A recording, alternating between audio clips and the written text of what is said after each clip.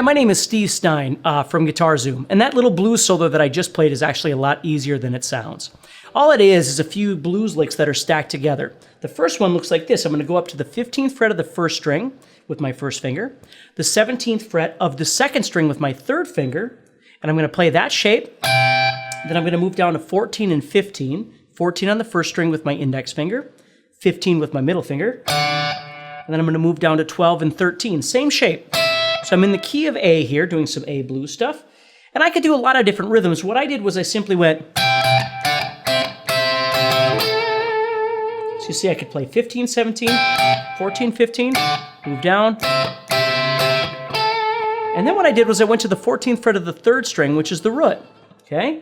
And then I attached onto that another lick. I came down and did a Chuck Berry-inspired lick. And right there, what I'm doing, playing a swing rhythm, I'm doing a bend on the 7th fret of the third string, and then I'm going to the 5th fret of the first and second strings, and I'm strumming those twice. So you have... Okay? So what's happening here is I'm taking these different ideas, these different repeating licks, and I'm stacking them together. I actually refer to that as, ironically, lick stacking. So I'm going from one idea...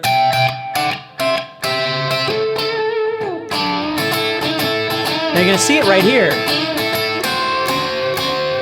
See how I stacked right into this next idea right from that Chuck Berry-inspired lick? I'm going to the 8th fret of the first string and the 7th fret of the second string with my pinky and my third finger. I'm giving just a little blues bend. Just a little twist of the second string there. So I'm going from that Chuck Berry idea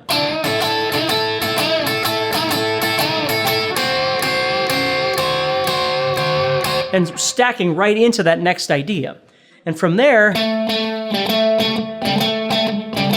I simply go into this repeating lick down here at the 7th fret of the 4th string, which is an A, with my third finger, and then I'm heading back to the 5th fret of the 4th string with my first finger,